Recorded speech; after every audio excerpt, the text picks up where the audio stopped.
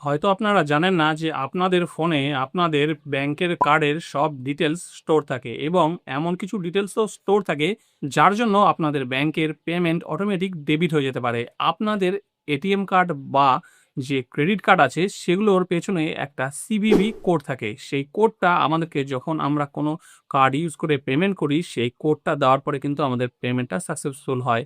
আর আমাদের ফোনে এমন সেটিংস আছে যে সেই সেটিংসটা অন থাকার জন্য আমাদের ব্যাংকের কার্ডের সব ডিটেলস, সব কোড কিন্তু অটো সেভ হয়ে যাচ্ছে আমাদের ফোনে। এবার যদি হ্যাকাররা আপনাদের ফোনটা কোনোভাবে হ্যাক করে দেয় তাহলে কিন্তু আপনাদের ফোনের সব ডিটেলস পেয়ে যাবে এবং আপনার ব্যাংক কার্ডেরও সব ডিটেলস পেয়ে যাবে এবং আপনার ব্যাংক কার্ড ইউজ করে এবং সেই সিভিভি কোড ইউজ করে কিন্তু আপনার অ্যাকাউন্ট থেকে টাকা তুলেও নিতে পারবে। তো এইরকম যাতে আপনাদের সঙ্গে না ঘটে সেই জন্য অবশ্যই এই দুটো সেটিংস আপনাদের ফোন থেকে এখনই অফ করে রাখুন। তাহলে কিন্তু পরবর্তী সময় অনলাইন ট্রানজ্যাকশন বা কোনো কিছু পারচেস করার সময় আপনাদের যে সিভিভি কোডটা দিতে হয় সেই কোডটা আর কোনো হ্যাকারের কাছে পৌঁছাবে না। তো কি করে সে কাজটা করবেন চলুন সেটাই আজকের ভিডিওতে আপনাদেরকে দেখিয়ে দেবো।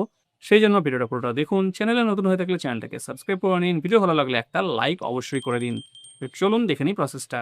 তো আপনাদের ব্যাংক কার্ডকে প্রোটেক্ট করার জন্য আপনারা কি করবেন, প্রথমে ক্রোম ব্রাউজারটা ওপেন করবেন। ওপেন করার পরে এখানে 3 ডটে টাচ করবেন। টাচ করার পরে এখানে অপশন পাবেন সেটিংসে টাচ করবেন। টাচ করলে দেখুন এখানে একটা অপশন আছে পেমেন্ট মেথডস, এর মধ্যে টাচ করবেন।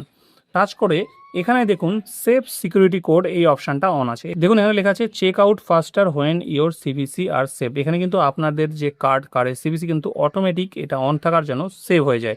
ঠিক আছে, সেই জন্য অবশ্যই এটাকে আপনারা অফ করে দেবেন।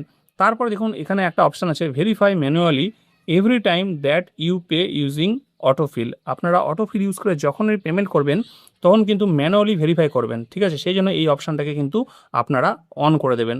তা নাহলে কিন্তু আপনাদের ম্যানুয়ালি ভেরিফাই করার আগে অটোফিল অন থাকার জন্য অটোমেটিক আপনাদের ডিটেলস কিন্তু তারা অ্যাক্সেস করে যে আপনাদের ট্রানজাকশনটা সেটা কিন্তু সাকসেসফুল করে দেবে। সেই জন্য সেটা যাতে না হয়, আপনি যাতে ম্যানুয়ালি ভেরিফাই করার পরেই সেটা করতে পারে, সেই জন্য এই অপশানটাকে অবশ্যই অন রাখবেন।